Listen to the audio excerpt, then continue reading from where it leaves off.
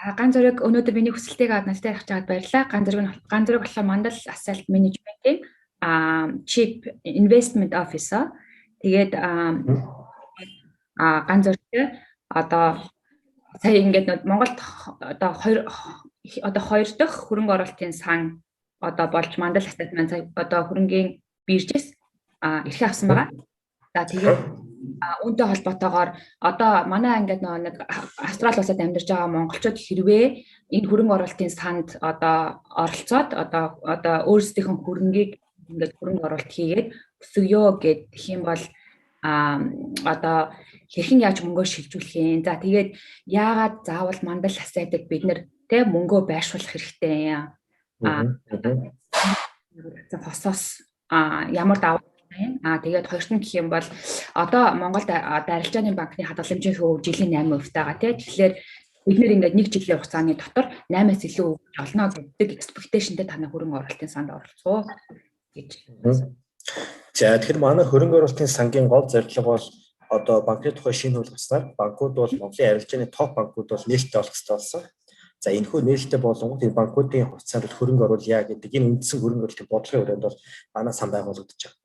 За хөрөнгө оруулалтын сангаар дамжиж орохын давуу тал хэд хэдэн давуу тал байдаг. Хамгийн ихнийх нь болохоор ийж нэгдэж нэг сан дээр бүгд цуглараад тэг хөрөнгө оруулахаар тухайн одоо хувьцааг бол хямдаар худалдаж авах боломж орж ирж байгаа. Өөрөөр хэлбэл бөөний худалдаатай адилхан. Хүн очиод ганцаараа тэр бүм төгрөгөөр ч юм уу сая төгрөгөөр ч юм хөрөнгө оруулах ихээр тэр дүн жоохон учраас банкны хувьд бол ингээд зүгээр л биржрээ болчихдог. Хөрөнгө оруулалтын сан дээр бүх institutional investor төр бүгдээр ингээд мөнгөө цуглуулж байгаа. Тэгээ юм том дүнгээр 100 тэрбум ч юм уу хөрөнгө оруулалт хийхээр арилжааны банкуудын хувьд бол хувьцааг хямдаар зарах. За бөөний юм чинь хямд зардаг. Ийм боломж олж байна. Тэр шууд ашиг их боломж олж байна. Нэгт. Хоёрт тухайн хөрөнгө оруулалтын сан дээр менежер гэж тэмдэглэдэг. Тухайн менежер нь бас энэ хөрөнгө оруулалтын сангийн хөрөнгө оруулалтыг бол одоо араас нь хөөцөлдөг гэх юм уу да тий. Тухайн банк дээр одоо төлөөлөлт зөвлөлтөнд суугаад менежмент нь оролцоод хөрөнгө оруулсан тэрхүү компани ашигтай болох бүхэлдээ хангаж идэг гэсэн. Өөрөөр хэлэх юм бол одоо таны мөнгөний өмнөөс хин нэгэн санаа зовоод таны тэр худалдаж авсан компани сайжруулах гэж гүйжидгээ гэсэн. Бид нар зүгээр хувьцаанд хөрөнгө оруулахаар нэг юм холоос ажиглах үүрэгтэй болчдөг шүү дээ. Нээлттэй мэдээлэл хийж байгаа зүгээр санхүүгийн тайлан мэдээлэл төр үндэслэл ер нь гоё болох гэж байгаа юм шиг байна. Эсвэл муудаж байгаа юм шиг байна гэж хардаг. Яг доктор нь ороод тэрхүү одоо компанийг өөрчлөөд ашигыг нэмэгдүүлээд явах бол боломжгүй байдаг. Тэр хөрөнгө оруулалтын сан өөрөө ингээрээ давуу талтай. За манай Монгол улсад бол 2013 оноос анх хөрөнгө оруулалтын сангийн тухай хууль гарсан. За ингэж хууль гарахтаа бол одоо нэлээд тийм олон улсын стандартуудыг бол шууд хэрэгжүүлээд ихсэн Монгол улсын хувьд бол тэр нь бол эргээд олон улсын жишгийн дагуу Custodian банк гэж байгаа. Custodian банкуд хөрөнгийн хадгалах үйлчилгээ хийгээд хөндлөнгийн аудитын фирм, хөндлөнгийн хуулийн фирмүүд тухайн одоо хөрөнгө оруулалтын сан дээр нь байгаа. За дээрээс хөрөнгө оруулалтын сан гэдэг бол тусгай зорилтын компани учраас тэнд ямар нэгэн байдлаар бол ажилтан байхгүй зөвхөн хөрөнгө оруулах зорилготой л мөнгө цуглуулаад цаашаа мөнгө нь гараад эргээ тэр болсон хөрөнгө оруулалт юу өгөөж нь буцаад шууд хөрөнгө оруулсан бүх хүндээ ингээд дамжих механизм болдог гэсэн үг. Ийм юмар бид нар үзэл санаагаар ирэхэд хөрөнгө оруулалтын сан дээр өөрсдөө хөрөнгө оруулаад за бас бусад иргэд бол хөрөнгө оруулагчдыг бол энэ лөө ороод ирчээ уриалах хэрэгтэй байна гэсэн. Тэгээ одоо ч цаг хугацаа ер нь амар бага үлдчихлээ. Бид хэд бол энэ сарда 7 сард л ер нь хөрөнгө босголт явуулна. За одоогоор бас нэлээд өндөр эрэлтүүд ирээд байгаа болохоор баг амжихгүй болчих магадгүй тийм асуудал үүсээд байгаа. За. Одоо тэгэхээр юм гэсэн үг үү? Бид нэр одоо жишээлбэл хэдэн ч төгрөг хамаагүй жишээлбэл одоо тэ танаад хөрөнгө оруулалт хийж болно. Тэгээд ямар нэгэн тодорхой одоо нэг тийм мөнгөн дүнд хүрчингүүдээ та энийг хаачна гэсэн үг юм уу тий одоо энэ хөрөнгө оруулалтын одоо сан тий энэ яг шууд хаагдахгүй энэ ингээд нэг тэр хугацаанаас хэтэрсэн дүнгууд нь шууд нэг хувь нь буураа яваад байдаг байхгүй юу захиалгын биелээ өчтдөг таашлаад хагас магас бэлдээ явчихдаг гэсэн үг тэр тэгэхээр нэлээд тийм асуудалтай байдал руу орчин тэгээ тийм асуудал руу орохгүй тулд гяс босгоод ячмаар гоо нэгдээд эхэлчүүд болцохоор байгаа байхгүй юу Гэтэ бид нар тэр асуудал гарахгүй тулд бас биржтэй яриа зохицуулахад үзээд л байна. Тэгээд одоо нөгөө нэг бид хэлдэг шүү дээ банкнд хэрвээ мөнгө хадгалах юм бол за нэг том банк байгаа учраас ингээд найдвартай гэж бодож байна. За хувьцаа авж байгаа бол за нэг хөрөнгийн бэйж дээр ядаж тэр нь бүртгэлтэй болчихно гэж ойлгоно. Тэгэхээр одоо ингээд би өнөөдөр өөртөө байгаа 10 сая төгрөгөө танаад ингээд итгээд өгчлөө тий одоо ингээд одоо танаад анс. Тэгэхээр ингээд миний ингээд тэр 10 сая төгрөг бас ингээд хөрөнгийн бэйж дээр бүртгэгдэх юм уу? яаж ингээд бид нэр та бүгдэд ингээд яг хитгээд мөнгөө ингээд байршуулах вүлээ. За одоо энэ хөрөнгө оруулалтын сангийн хувьд л яг таны хэлж байгаачлан хөрөнгийн бирж бүртгэлтэй байгаа. Тэгэнгүүт одоо таны явуулсан захиалга болгон шууд хөрөнгийн бирж рүү орчиж байгаа систем бүртгэгдээ авчиж байгаа. Ингээд ялгаагүй тухайн одоо мөнгөө жишээ нь за жилийн дээр буцаа гаргаад авахсан гэвэл хөрөнгийн биржээр зараалах чинь. Тэр утгаар бол одоо тэгээ дээрэс нь хөндлөгийн кастодиан банк хянаж байгаа. Тиймэрхүү зохицуулттай байгаа гэсэн. Эргээд бид нар ч одоо банкны хувьцаа худалдаж авах гэж байгаа. Тэгэхээр банк нь хадгаламж хийж болж байгаа. Би чи банкнд итгэж шин. Тэр банкны хувьцаа авах гэдэг бол их ойролцоол үзэгдэл байгаа байхгүй. Зүгээр өгөөж нь тэрнээс хэд их байх боломжтой л гэсэн үг. За ойлголоо. Одоо тэгэхээр хамгийн төрүүлээд одоо жишээлбэл ингээд та нэг 50 тэрбум төгрөг одоо жишээлбэл ингээд хэлж босгоно гэдэг. Тэ бид нар ингээд мөнгөө ингээд тэр нь бүртчлээ. Тэгэнгүүт хамгийн төрүүлээд IPO хийх гэж байгаа банк нь ямар банк байгаа юм бэ? Одоо тэр нэг хизээ ингэж байгаа хийх хамгийн ойр хугацаанд банкуудын яг хамгийн ихэнд хийх сүүлд хийх нь бол одоогоор тодорхойгүй байгаа.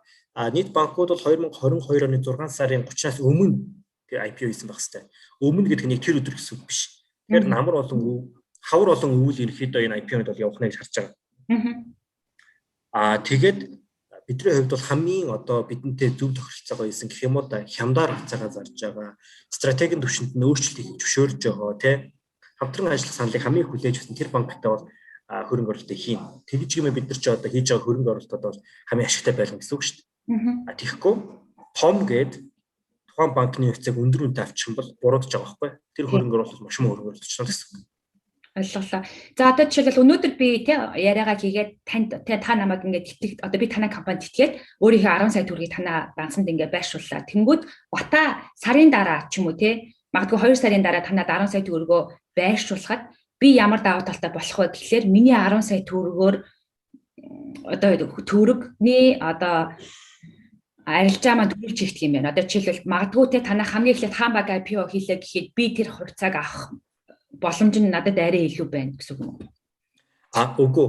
Яа гэж юм тэгэхээр төрүүлж хийсэн хүмүүсийн нөгөө нэг үнийн дүн чинь манайх чинь нэг жирхэнэ бол 1000 төгрөөр гаргаж байгаа шүү дээ. Одоо хоёр дахь зах зээлийн арилжаа ихлээр бирждэр би шууд аваад зараад иж болно гэсэн шүү дээ. Манай сангийн одоо нэг жирхийг буюу сангийн хувьцааг. Тэгэнгүүт нь хоёр дахь зах зээлийн арилжаа их чинь үнэн дэшээ дэж хөдлөд эхэлнэ. Тэр өнөөдрөх шиг ийм эрэлттэй байгаа үед бол шууд дэшээ шидчих магадлал айгүй өндөр байгаа байхгүй. Тэглээ гэхэд нөгөө манай хөрөнгө оруулалтын санд нэгдэх гэхээр маш үнэтэй худалдаж авах боломж магадгүй болчиход байгаа. Тэгэхээр ихэнд авч байгаа хүмүүсийн хувьд бол хямд авах боломж байна л гэсэн үг. За одоо дахиад сайн бүр ингээд сайн ойлгоё. Энэ ойлгохгүй байгаа хүмүүс юм байгаа шүү дээ тий. Та хэд нөө өөрсдөө ингээд амар инээдтэй асуулт асуугаад байж бас магадгүй байх. Одоо жишээлбэл ингээм бид нар одоо хөрөнгөний биржээр бүртгүүлсэн. Тэгэхээр одоо танай хувьцаа ерөнхийдөө IPO яг одоо жишээлбэл компани IPO хийж байгаа юм шиг хувьцаагаа гаргаад хувьцааны үнэ 1000 төгрөг тий. Тэгэхээр яг л хувьцаа шиг одоо жишээлбэл би өнөөдөр 1000 төгрөгөөр орж байгаа бол магадгүй эрэлт нь ихсээд 1200 болчих юм бол дараагийн 2 сарын дараа бата сая төгрөгөөрөө магадгүй 1200 төгрөгөөр авах. Ерөөсө хувьцаатай болчих гэсэн үг. Тийм ээ тий. Яг хувьцаатай адилхан. Яг адилхан. Ойлголоо. Тэгэхээр яг өгөөжин ч гэсэн мэдээж эрэг одоо тэр нэг зах зээл дээр байгаа эрэлт нийлүүлэлтийн юугаараа л яг хувьцаатай яг адилхан журмаар л явна гэсэн үг. Тий тийм гэсэн үг. Тэгэхээр одоо ерөнхийдөө бол Монголд ингээд судалгаагаар ер нь арил одоо нөгөө нэг дунджаар те ер нь одоо тэр хөрөнгөний биржээр байгаа хувьцаануудын өгөөж нь ер нь жилийн хэд байд юм бэ дунджаар? За бид нар нэг судалж үзэж байхад сүүлийн 10 жилийн хугацаанд нэг дунджаар 20 орчим хувьтай байсан. За. Одоо жишээлбэл би ингээд Австралид өөрөө айгүйх ETF авдаг байхгүй юу? Тэгээд тэнгуут одоо ингээд надад NDQ те одоо Vanguard ч юм уу. Тэнгуут ингээд одоо миний ингээд тэр ETF дотор жишээлбэл ингээд IT-ийн компани хувьцаанаар ингээд байдаг шиг одоо би бас яг mutual fund энэ индекс чинь бас ингээд одоо ингээд нэг тэтгэн хуваар тим юм одоо нэг хөрөнгө оруулалт хийн гэсэн. Яг тэгнэ. Арилжааны банк хэдэн хувь нь байх юм? 70% орох юм. Тэгээд үлдэгдэл дээр болохоор гадаад мададаас цаах юм уу? Үгүй 25% дээр нь өрийн эрсдлүүд авах юм. Тосбол орлоготой үнцээс бондод авна. Зөв. Үлдсэн 5% нь бол бэлэн мөнгө түүнтэй адилхан хөрөнгө дээр байлгана. Өөрөөр хэлэх юм бол хүүтэй одоо тодорхой дансанд ч юм уу те. Эсвэл засгийн газрын үнцээс ч юм уу шууд хөрөхөд бэлэн тийм зүйлд бол 5% нь байлгана. Үлдсэн 25% нь болонгууд fixed income буюу тосбол орлоготой үнцээс нь байлгах юм. Заавал fixed income ингээд cash хэлбэртэй байлгаж байгаа бас зорилго нь юу юм гэхээр манай хөрөнгө оруулалтын сан дээр хүмүүс гинт нэг өдөр бүгдээр ярилцж байгаа. За ногт шиг авъя гэж ярилцахад болно. Тэгэх юм бол бидэрт бэлэн мөнгө гэж хэрэгтэй байхгүй гинт одоо ямар хөө тохиолдолд. Тэгэхээр чи Nobel ашигч гэсэн ер нь бол танай тараах юм бол бас авах боломжтой юм тий. За Авах боломжтой. хувьцаа нэг жилийн 20% дунджаар тэгээд за бонд чи нэг одоо Монголд нэг 14 мөрөв тий. Тэгээд банкны тий 14-с дээш явах боломжтой. Тэгэхээр чинь 22 43 тухайгаар ер нь бол нэг дунджаар жилийн 13-аас 14. Яг би зөвхөн танаа өгөөжийг яг ингээ танаа багцыг бодож үзэх. Гэхдээ яг нөгөө нэг дунд манай багцын хувьд бид нар бол 18 орчим гэж хараад байгаа. Харж байгаа юу тий? 18 орчим. Энд ч одоо банкны хувьцаанууд бол ий байгаа. За сүүлийн банкуд яг өөрийн өсөлтийг бодохоор түрүүн хоёул хөрөнгөний бирж өсөлт ярьжсэн шүү дээ. Банкуудын өөрийн өсөлтийг харахаар сүүлийн 15 жилийн хугацаанд 26% өссөн байгаа жилийн. Зөв.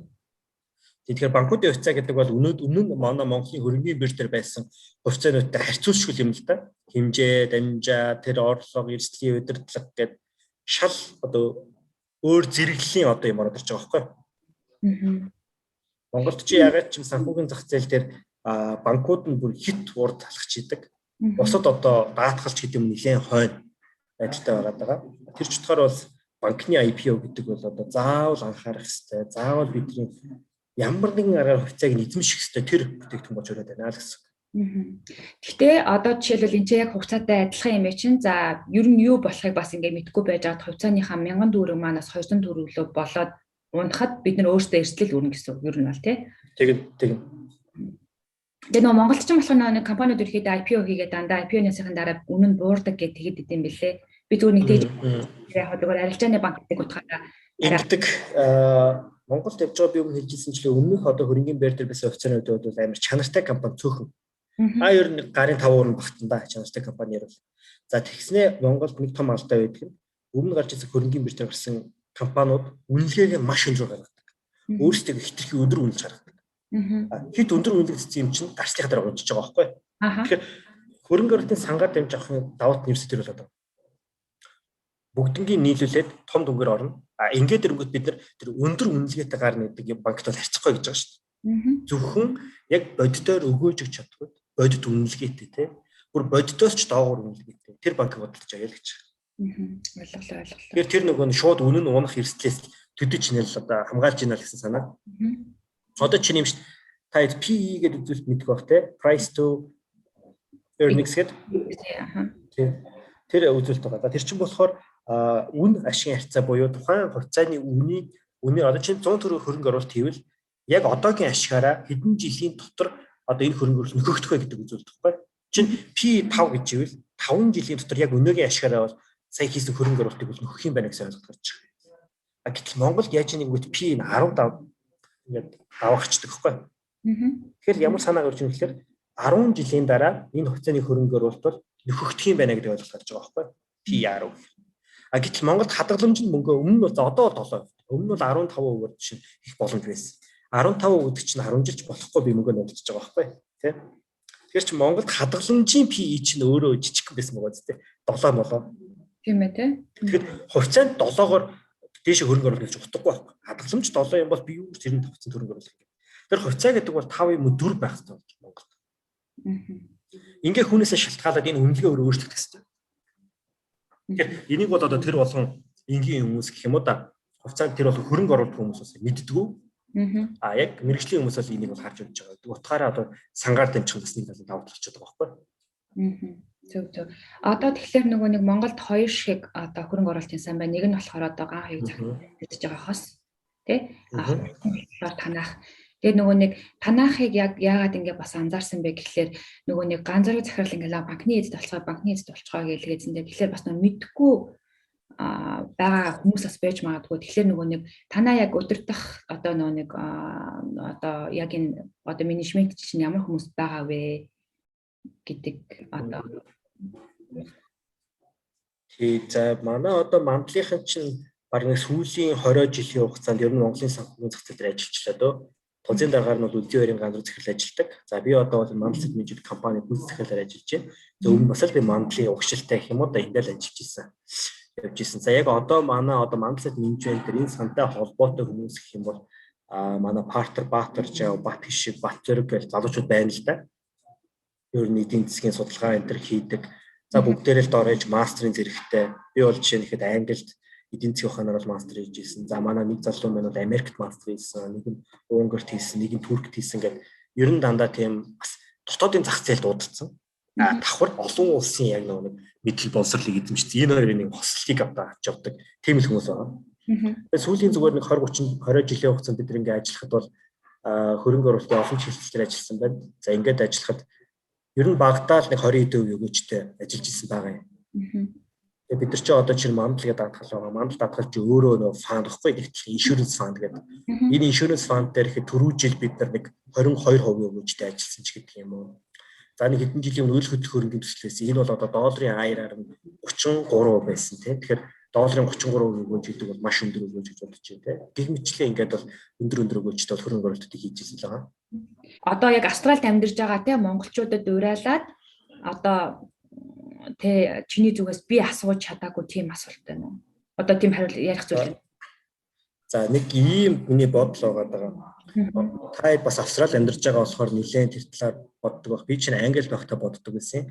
Монголд ирэхээр л нэг юм бүх юм нэг юм сүнцэн тэ амар мя гадаад байхаар бүх юм хамаагүй гоё юм нам тайван ялжил зам нь гоё төгжрөл заадаг метрополитен хот биш бол тэ төгжрөл арай баг стресс баг боловсролын систем нь супермаркетад оронгууд гоё одоо их боловсон тэ жишээ нь кас гэж байхгүй магадгүй ингээд нэг уншуулахдаа би бол чинь ангид бол тест сойд тэгдэл байсан ингээд нэг сүүлийн кас гэж байдгүй тэгээд юугаар уншуулцдаг ш автоматар тэ их мэтлээ ингээд аягүй их хөгжин өндөр хөгжилтэй за тэгээд амт чинь гадаад бол цалин манай Монголоос хит техник өндөр амар өндөр гоё байдаг за тэгээд тэр үед би юу боддог байсан гэхэлэр яг Монгол тийм болж болдгүй юм болоо Монгол одоо яг юугаараа дутуу юм болоо бид нар чи одоо бусдаас дутуу эсвэл тэнэг мангар юм уу да гэж бодож исэн за ингээд энийг бол цөөн шалтгааныг олох шаардлагатай гэж үзсэн тэгээд явангууд манад яг орлогын үндсэн хоёр механизм байгаа шүү дээ. Ер нь капиталист нэг нь хөдөлмөрийн зах зээл буюу хүн ажил хийгээ цалин гаргадаг. Нэг нь хөрөнгөний зах зээл буюу компани эзэн болоод тэгээд бас ашиг хүртдэг. Энэ хоёрын. Гэтэл Монголд яхаар хөрөнгөний зах хэтэрхий мөөгдсөн юм байлээ. Энэ бол яг манай хөгжлийн одоо гол тохирж цагдчихдаг зүйл нь муу юм байлээ. Жишээд ингэж байгаа. Дотоод нийт бүтээгдэхүүн гэдэг үзүүл тань сонссон хэдийн зөвслөө буурлаа гэх тэргээр үзүүлэлт хэмждэг шүү дээ. Тэгэнгүүт дотоод нийт бүтээгдэхүүний 60 орчим хувь нь манай Монголд компаниудын ашиг байдаг байхгүй юу? Тухайн жилийн компаниудын ашиг гэсэн. Америкт бол чинь 30% байхгүй юу? Манайх бол ашиг хамаагүй их цалин бага. За тэгээд гítэл тэр ашигыг хэдэн эзэмшдэг гэвэл маш цөөхөн хүн эзэмшээд байдаг байхгүй юу? Авч идэг. Тэгээ Монголд энэ баян басны ялгаа туйлдаа хөрцсөн маяг юм болоо. Тэгээ эн чинь өөрөө эдийн засгийн өсөлтийг саруулж явчихж байгаа. За тэгэхээр энэ байдал бол зогсох ёстой гэж би боддгоо. За ингээд зогсоохын тулд бол томоохон компаниудын хувьцаа эзэмшигч бол Монголын иргэд өөрсдөө болох ёстой. Тэгэхгүй одоо ингээд банкны IPO гингүүт юу болж ийн гэхээр яг л нөө гадны том хөрөнгө оруулагч нар банк худалдаад авчи Монголын банкны секторт ингээд ороод ирья гэсэн маягтай хандж байгаа байхгүй. Тэр энэ байдалд бол бид нар цэг тавих хэрэгтэй. Бид өөрсдөө худалдаж авах хэрэгтэй. Ингээнд бол монголчууд бид нар нэгдээд энэ том хөрөнгө оруулалтын сангаа босгоод ингээд бол том банкаа бол эзэмшээд явах ёстой л гэж үзээд байгаа. Нэг ийм суурь философи өрөөнд л бид нар ийм ажил зохион байгуулад байгаа. Тэрээс бидэд өөрсдөө хөрөнгө оруулалт явуулсан. Бид нар тийм олон удаа харьцахгүй хамаагүй амар. Бид нар тэртээ тэгвэл өөрсдөө хөрөнгө оруулж байгаа шүү дээ. Эндээс чинь бидний ашиг юу юм бэ гэж хүмүүс хэлэхгүй. Та энд хийж байгаа ашиг чи юу юм? Бид нар адилхан хөрөнгө оруулаад тухайн банкныхаа одоо ашигаас хүртэл гэдэг ийм л философиор явж байгаа байхгүй. Тийм болохоор энэ дэр ингэж нийлүүлж олуулаа орё. Хамтдаа цуг байцгаая гэдэг шалтгаан тэр. Энэ нэг Монголын ийм том компаниудыг бол бүгд монголчууд өөрсдөө эзэмшдэг байх хэрэгтэй. Тэгэхгүй бол гадны хөрөнгө оруулалт орж ирээ шууд ингээд худалдаж аваад гэж болохгүй. Эсвэл цөөн хэдэн гэр бүл эзэмшээд гэж болохгүй. Ардын хосын хувьцаанд хэд байгаа? Би бас харж амжсангүй. Тийм байна. Яг ардын хос дээр болохоор 250 байгаа юм байна. Анх хэдний хувьцаа нэг жил гаруйгийн өмнө 100 гарч ирсэн. Зөв. Тань? Тэгэхээр одоо нэг 2.5 дахин үйлчлэгдсэн байна гэсэн. Танах яагаад ийм амар үнэтэй арай энэ чинь нэг ширхэг нь бол одоо 1000 байна уу 100 байна уу угаасаа хамаагүй шүү дээ. Тэр чинь бол зүгээр л нэг жижиглж хувааж байгаа үзүүл. Угаасаа хүн 1000-аар ч юм уу 100 төгрөг хөрөнгө оруулж байхгүй. Энэ зүгээр л нэг жижиглэнгийн дүн.